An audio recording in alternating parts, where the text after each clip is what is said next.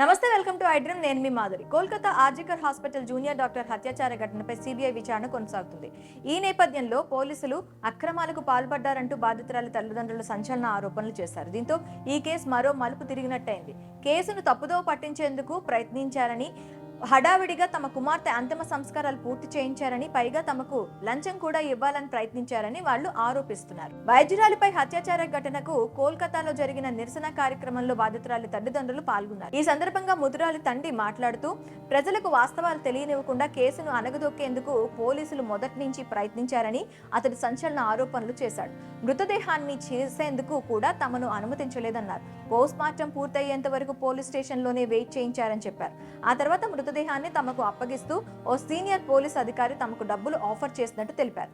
కూతుర్ని చంపేశాక డబ్బు ఏం చేసుకుంటామని తాము తిరస్కరించినట్టు బాధితురాలు తల్లి పేర్కొన్నారు. ఈ కేసులో ముందుగా కోల్కతా పోలీసులు దర్యాప్తు చేపట్టారు. అయితే ఇన్వెస్టిగేషన్ లో పోలీసుల తీరుపై పెద్ద ఎత్తున విమర్శలు వ్యక్తమయ్యాయి.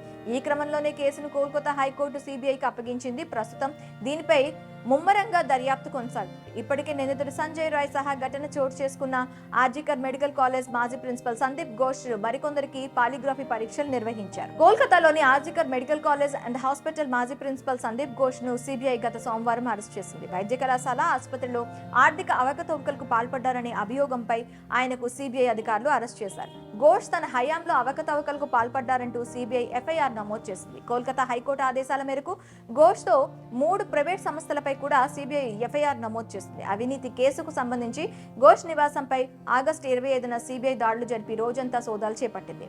ఆసుపత్రి సెమినార్ హాల్లో ఆగస్టు 9న హత్యకు గురైన ట్రైనీ డాక్టర్ కేసును సైతం సిబిఐ దర్యాప్తు చేసింది.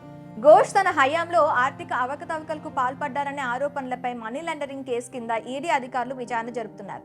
ఘోష్ పై ఆరోపణల నేపథ్యంలో ఆయన సభ్యత్వాన్ని ఇండియన్ మెడికల్ అసోసియేషన్ ఇటీవల రద్దు చేసింది. అయితే ఈ కేసులో తనను కక్షధారిగా చేర్చాలన్న తన అభ్యర్థనను హైకోర్టు కొట్టేయడాన్ని సందీప్ ఘోష్ సుప్రీంలో సవాల్ చేశాడు. ఈ పిటిషన్పై త్వరలోనే విచారణ జరగనుంది. ఘోష్ను కోర్టు ముందు హాజరుపరచడానికి తీసుకెళ్తుండగా గుర్తు తెలియని వ్యక్తులు అతడిపై దాడికి యత్నించారు. దీనికి సంబంధించిన వీడియోలు సోషల్ మీడియాలో వైరల్ అయ్యాయి.